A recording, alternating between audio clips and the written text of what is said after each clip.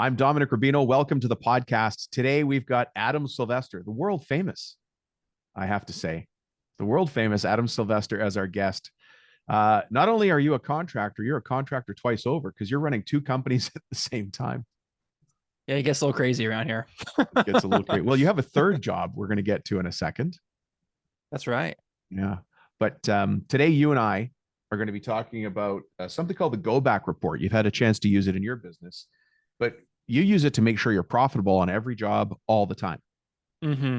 Yeah. Yeah. Yeah. The thing is with the calculator is we just think go backs are annoying, but they cost way more than they are annoying. So we'll get into that. But yeah, pretty good tool. Perfect. I can tell you're a good podcast host. I wonder why that is, because the way you answered the question. So let me ask you my opener, and then let's hear a little bit about you. Adam Sylvester, who the heck are you? And how is it you come to be speaking to all these forward-facing contractors all over the world? Dom, I'm one of your coaches, man. Come on. Don't you know? I know you are, but you're so many other things too. That's right. Well, Dom, you and I met in Vegas, Las Vegas, while we were shooting another podcast for Jobber. Some of your listeners are familiar with Jobber. It's a CRM. It runs your whole business. And I've been a big Jobber fan for a long time. And they asked me to host their podcast. So every 6 months, I fly into Vegas. I spend a week, 4 or 5 days filming, shooting 25 episodes. Bam, bam, bam, bam, bam, bam, bam. Usually about 15 guests. And it's a pretty awesome gig. I love it. I love meeting the guests. I love the crew at Jobber. It's a great experience for me talking business for 5 days straight. Yeah. And it's a good time. So that's how you and I met. And, there's I was just a guest, and then you and I hit it off. Yeah. Had some tacos together and became friends. Yeah, that's right. Well, I was back in town. I was in another coaching program where I was, in the audience listening. I think it was the Alex Hormozy training. And I saw your post that said you were in town. I'm like, Adam, let's go meet up. Then we had those tacos, what's the place called? The taco place? Tacos El Gordo. Tacos El Gordo. Oh yeah. The best. I had mystery meat on mine. We had some lengua, maybe some tongue, maybe some brain, maybe. I'm not sure what it was. Yeah. It was delicious regardless. That's right. So you're the host of the Jobber podcast, which is, a lot of people here, some will use Jobber, some don't, but just for context, for you as a leader in the contracting industry, just 10 seconds on what Jobber does, and then let's jump into you as a contractor. Most people are running their business on pen and paper, maybe Excel. Jobber's 100 times better than that. It's a whole app that does quoting, invoicing, job creation, managing calendars, deposits, payments, the whole thing. All that. And so it does all that stuff. Yeah. Yeah. And you use it for your business. This isn't an ad for Jobber, by the way. Not at all. I think you already mentioned it, but you are a business coach on our team. Mm-hmm. And you work with the clients that we, get here through all of our coaching efforts. And you actually used some of the coaching tools that we use for clients on your own business. And that's kind of the focus of today. But keep going on the who the heck am I angle, because you've got two contracting businesses. Tell us about those. So I started a lawn care, low barrier of entry company about 13 years ago. Lawn mowing, leaf cleanup in the fall, some snow, some mulching, weeding, that kind of stuff.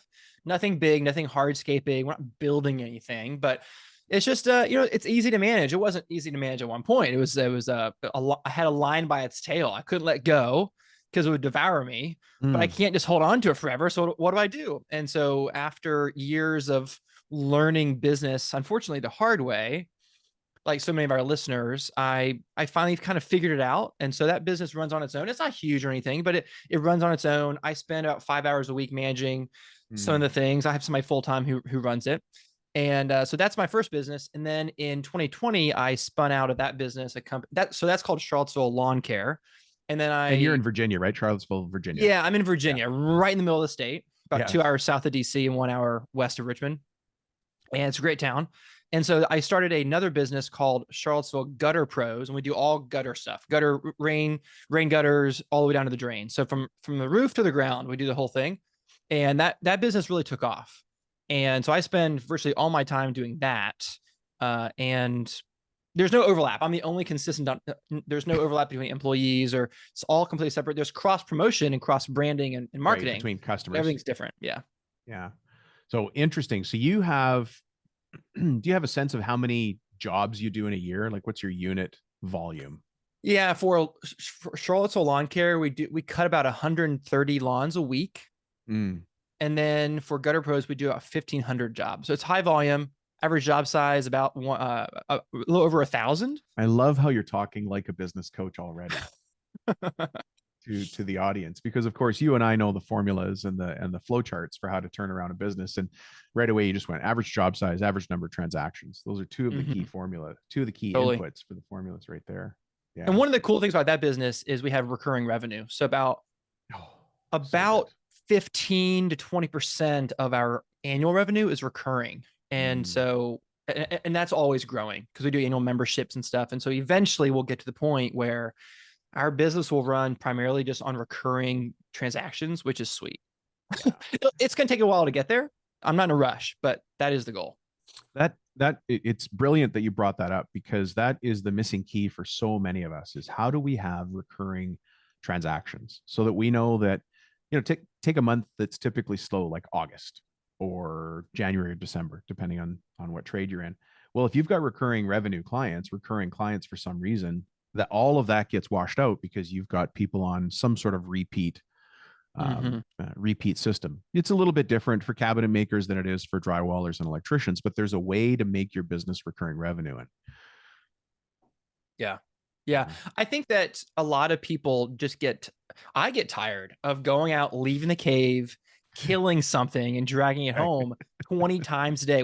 We need about 100 leads a week to really keep during the peak season. Yeah.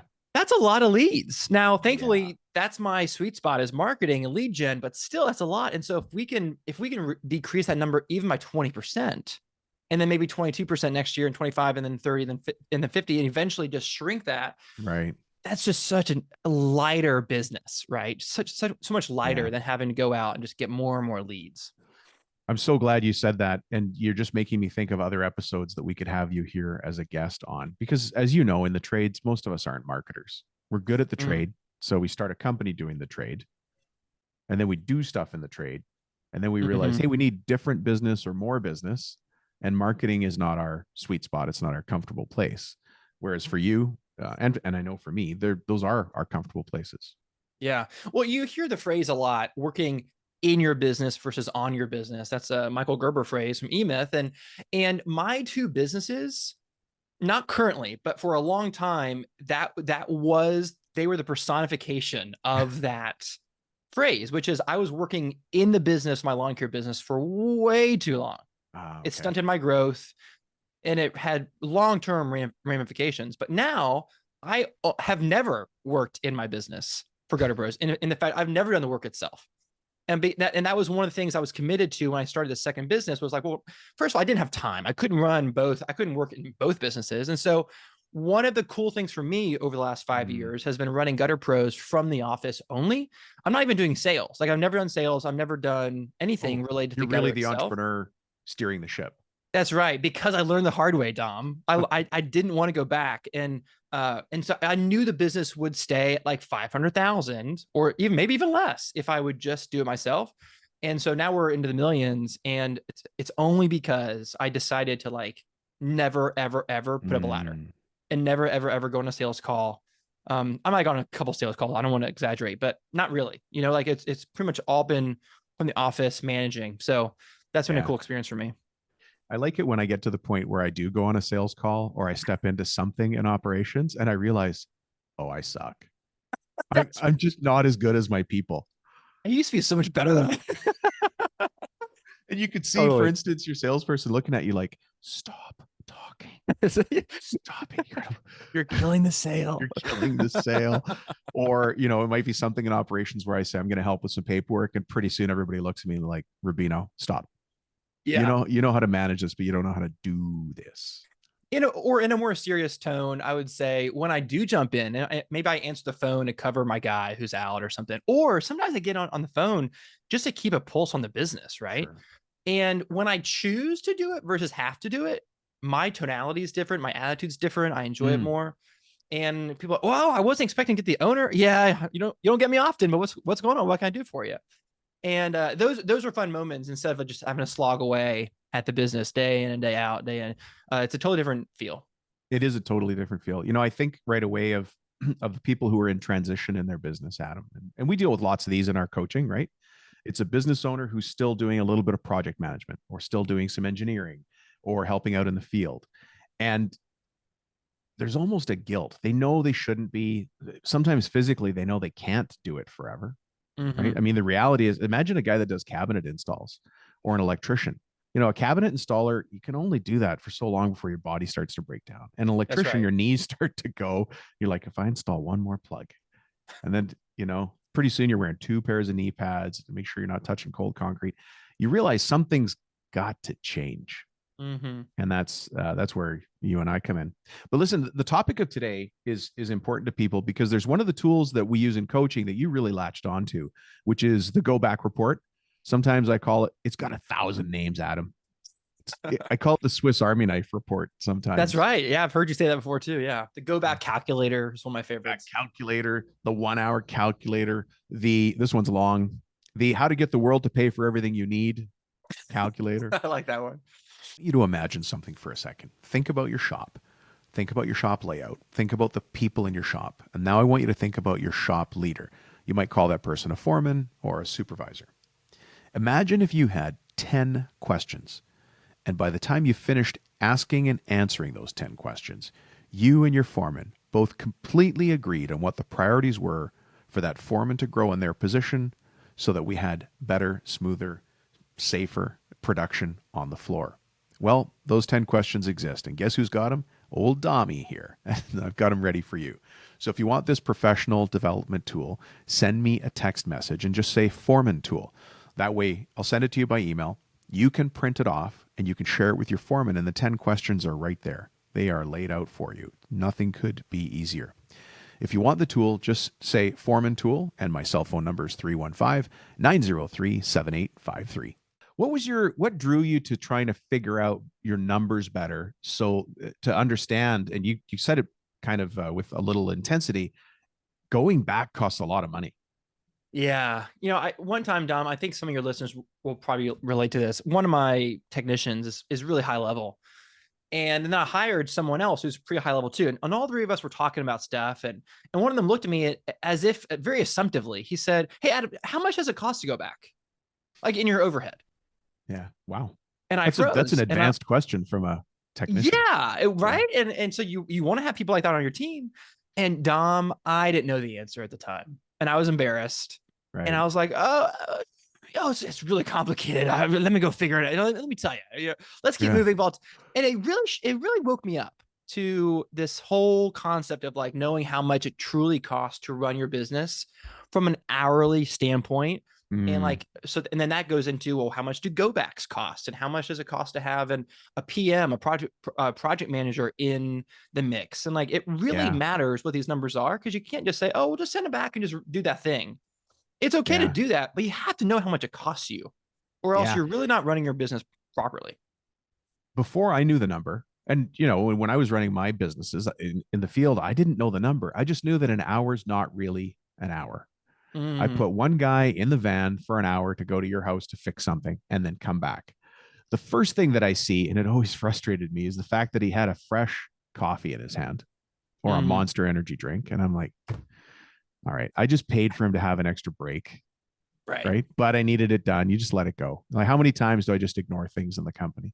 And then Mm, the other one is, you know, people are beating me up on price all the time. And I realize I'm already cutting the price to win these deals. This is old Dom, by the way. mm-hmm. Old Dom. Cutting the price to win the deals.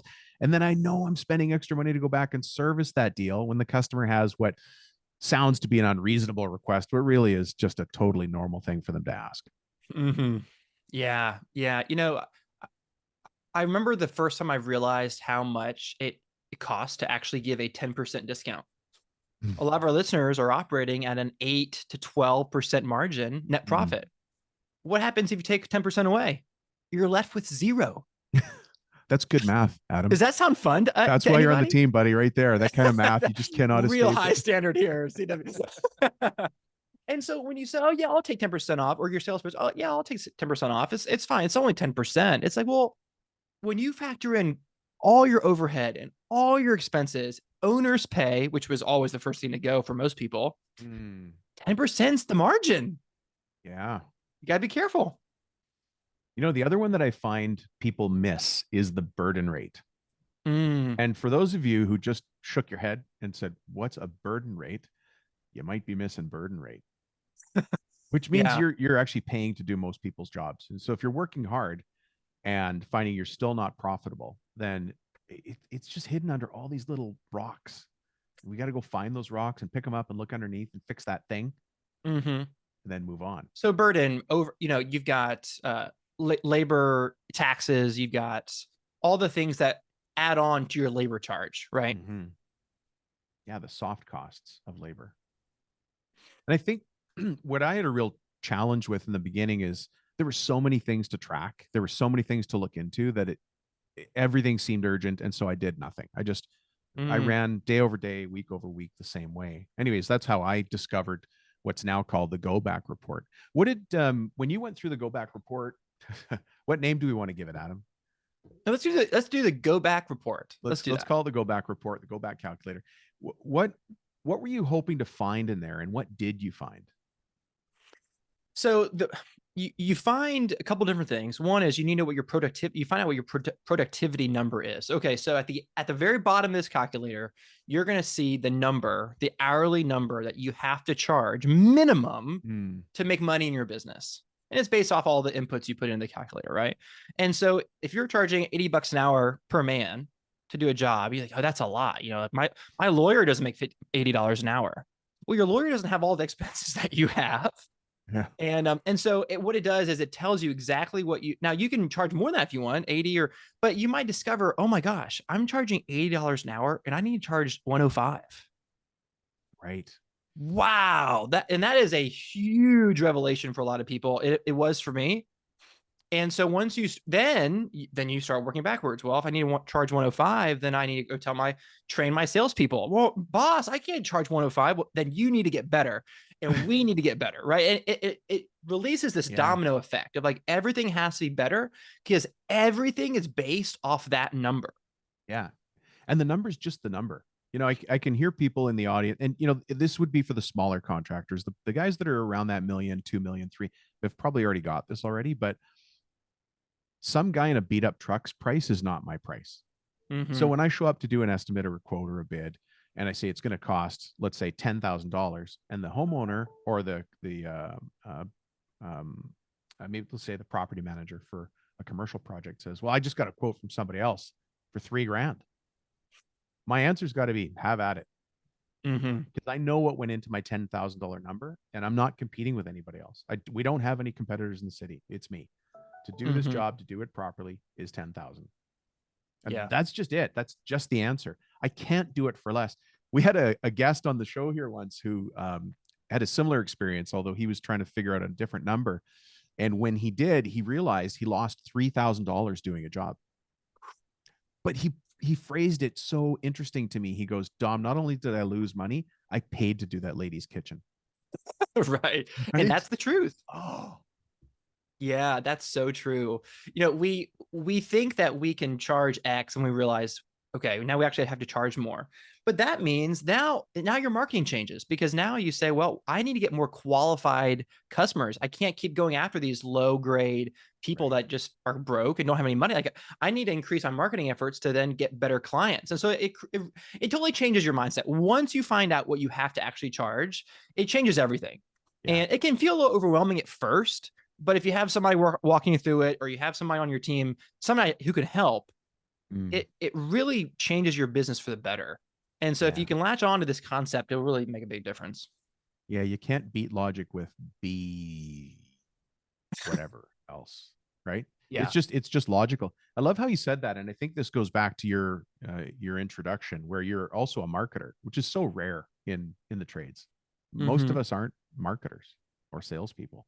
But right away, you went to that part of coaching where we take people after we find an issue, we need to identify it, and then we have to think about what are the roadblocks, what are the bottlenecks that'll stop us from getting to the next place. And you right away said maybe we don't have the right customers or the right quality of customers. Mm-hmm. And in my simplest of language, I urge people to just point their truck in a better neighborhood. Right. Right. We had a Yeah. guy, I think I've told you the story before. We had a guy as a client named George, a painter in East LA, like pretty rough part of LA. And he Hmm. grew up in a 2-bedroom bungalow, and all of the homes around him were 2-bedroom bungalows. And he was out there trying to sell paint services to people in 2-bedroom bungalows. And a Right. lot of the people rented in his neighborhood. It's a And tough so go. he's like, Dom, it's tough. And I'm like, well, how busy are you? And he's so funny. The way he said it was even better than I'll do now. He goes, I take a lot of unplanned vacations because he wasn't getting work. And so I'm like, but there's so much money in Los Angeles. Mm. Why don't we go after it? And his ultimate answer was those people are mean. Wow. And so we had to overcome that and then get him to start marketing in nicer neighborhoods. And so when he did, the very first job he got was painting this beautiful house that had, of course, a pool and a pool house. And he had to power wash the deck and everything, but he made more on the power washing than he used to make painting a 2-bedroom bungalow. He was just so happy. But it goes back to your point. You've got to find a different customer who's willing to pay and understands the value that you're providing. And it doesn't matter the trade: house painter, cabinet maker, electrician, drywaller. That's HVAC, right. Yeah. right. That's right.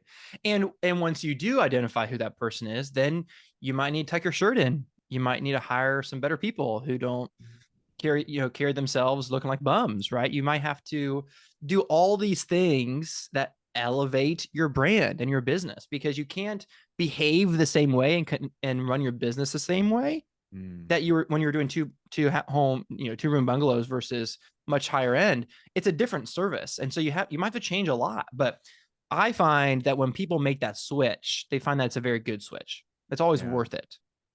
So you're saying that part of the process that you've found to help you get better clients is actually in how you dress and carry yourself? Yeah. I talked to somebody in Vegas, actually, on the podcast, who said, Adam, I was just doing my thing. I'm a home contractor. I think he was like redoing a bathroom. And he was outside, and this neighbor with a dog walked by and said, I want you guys to do my home renovation. He was like, great. The guy told him this. He said, I'll never forget this. He said, and I chose you because the work site is clean. I mean, I guess it makes sense when you hear it, if this is clean, my work site will be clean, is what he was thinking. Nice. But here we are. A lot of us just show up and nobody's watching. Who cares? Oh, the homeowner's gone on vacation. No one's watching us. We just throw all of our tools everywhere. We leave the van door, the truck door is wide open, and it just looks so tacky. Right. But like that kind of things matter. And so you might say, Adam, that's just one example, but there's a lot of things that we can do as contractors to up our game big time. There are so many examples of that. Yeah. When you finally do get that job, we did this with George, the painter in Los Angeles. When you first get a job in a neighborhood, start knocking on the doors. Mm-hmm. And you don't even have to say anything. Just say, hey, my name's George. We're going to be working at the house down the street this week. So I know you probably look out for the neighborhood. If you see our truck and if you see our guys, it's us. If you have any questions, come talk to me. Mm-hmm. And they say, so you do, it just automatically what goes, do you do? What do you do? What are you guys doing? Oh, we're doing painting. We're going to start with power washing. You do power washing? Yeah, we do. Mm-hmm. Oh, do you have a minute to come take a look? And now zero marketing dollars, mm-hmm. right? Which reduces you've just got a new client. Yeah. Yeah. But you won't be motivated to do that until you know what it costs. Until you know your numbers. Yeah. Logic doesn't lie. Yeah. Yeah. Logic. It's not emotional. It just is. I remember when I was looking at my lead costs, and this was a while back, and I was like, man, I'm paying Google $122 a lead. Now on an average job size, $1,000, lifetime value of a client's a couple thousand, that's worth it. But I am kind of glad that not all of our business comes from Google leads. And so that when I realized that, I was like, oh my gosh, like $122, I didn't get that down. But But until then, I had no idea what the number was, and so You don't know. I didn't behave any differently. Once I realized that, I was like, wow, I need to up my Oh, referrals. I like I need to that. get better. I need to get. I'm just this is so expensive, and so once you start going down this numbers track where you start to really understand your productivity number, then you're like, well, what's my lead cost number? Oh, now what's my overhead? What? And you Mm, start to realize all these other numbers that matter too. What's my average job site? All these things. yeah. It's interesting that you say that. And again, this is why you're a coach on the team, is because the logic that you use to dissect the argument is what we do, right? Mm-hmm. But the looking back at what goes into the number is where we start to make the decisions. Or you said, until I know the number, I can't change my behaviors. Because I'd be happy with $122, but also in the back of my mind is I'm like, how do we make it 121? Right. Right? How do we make it $60? Because there is Mm-hmm. a way. It's just going to take a different set of actions to do that. Yeah, I might have to get creative for sure. Yeah. Did Yeah. you end up changing your pricing at all when you did the go back calculator? That's interesting. So yes and no, but maybe not in the way you thought. So Mm. quick little aside, I started Gutter Pros a little bit differently than most businesses. We were very inexperienced. And so in the beginning, I was actually paying a lot in labor to learn the trade because again, I wasn't out there.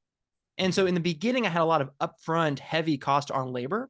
What I realized though is that once I started doing the pricing calculator, I really figured out, I was like, wow, we're actually way overpriced, but we have to be that way right now because we're so inexperienced. But as we get better and better and Mm. better, our price can actually come down. And then we'll win more jobs and we'll actually Oh, make more okay. money because there was this weird time where we didn't know how to do anything. We're past Well, that, thankfully.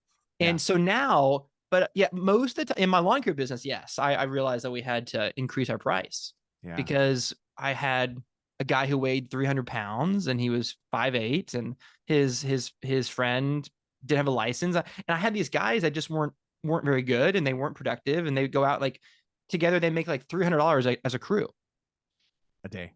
a day, like $300, Dom.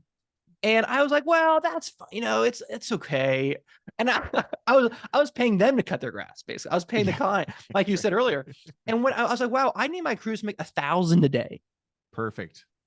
Yeah. Wow. Lights on kind of experience.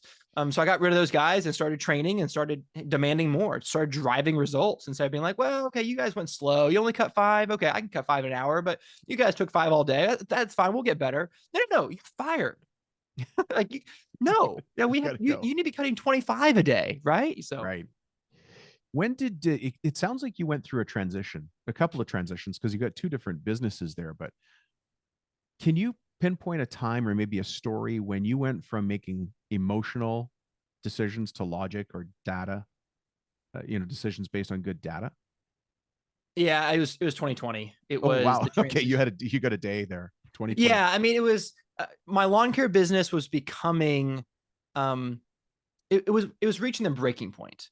It was like, we're making some money. I'm supporting my family. Praise God. I'm very thankful for that. Mhm. But there's not a whole lot left over. Yeah. Let's be real. Yeah. And There's I've more got, months than the money.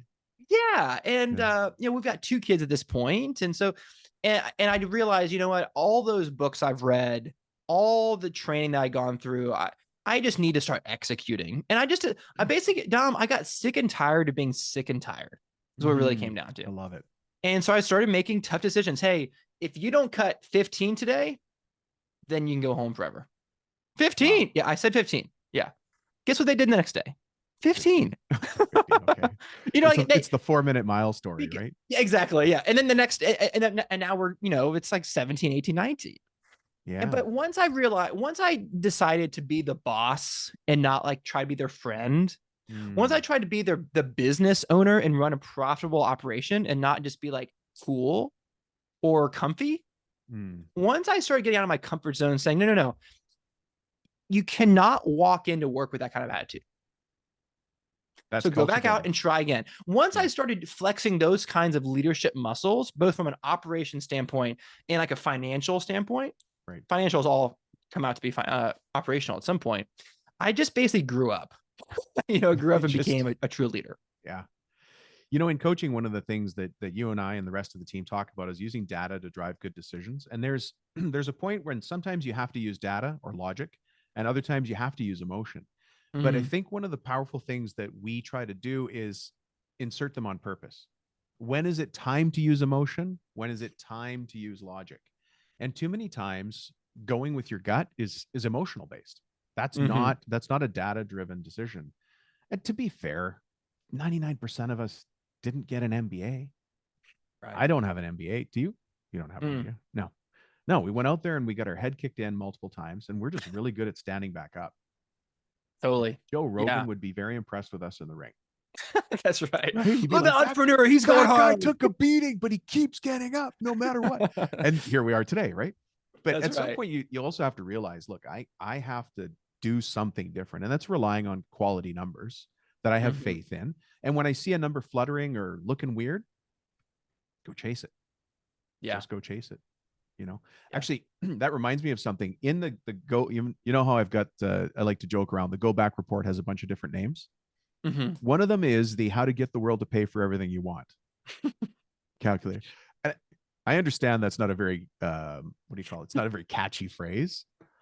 But one of the ways that I'll use it in coaching is I'll say, look, Adam, you want to buy a new truck, just as an example. So we'll use something relatively small, but a capital expense. And you say, well, okay, that's going to increase my payments a month by, I don't know, how much would a new truck for you cost? $600? $800 a month. $800. Okay. So let's say $800. So the way the Go Back calculator is organized, it's a spreadsheet, right? We bring it to life, but it's just a boring spreadsheet. But what you do is you add another column and you take all your expenses and say, what if I added $800 in expenses? What would I now need to charge? And in the case of $800, it's going to be ridiculous. It'll be like, you need to charge another 3 cents an hour. Oh, $800 a month, you know? So yeah, that's what I meant. Yeah. 800. Yeah. So that's what I mean. $800 a month, but it might turn out to something ridiculous per hour, per man hour in the field. That's right. And that's great. And you might go, well, that's a good example, one truck, but we've got people using it to buy buildings.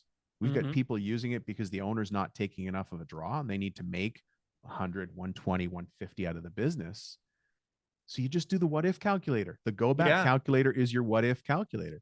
And then once you see that, you can say, well, all I have to do is change my marketing or change my sale or change my price to the customer to be equal or better than that hourly rate. Yeah. And you and I were just shooting the breeze once, and I casually mentioned that I was looking at a new building to lease, and you're like, well, let's pull out the calculator, baby. And so we added that column, just like you said, and the title was like, what if I rented at so-and-so dollars a month more? So we did the math, and what the listener might discover is maybe their billing rate is okay. Maybe they think, but maybe you just need another truck on the road. Maybe you need to, maybe your guys just aren't busy enough, or maybe you need to increase your average job size and keep the same amount of leads, and the same billing hour, but maybe you just need bigger jobs. There's a couple of different variables in this equation that you can tweak. You don't have to just charge more all the time. And so that's what I like about it. It kind of gives you an option. Like, well, I can either try to change my average job size, I can try to get more leads or more jobs on the road, that kind of thing. So I like how choice. Different levers. I love what you just said there. It gives the business owner choice. And when we don't have choice, we make bad decisions.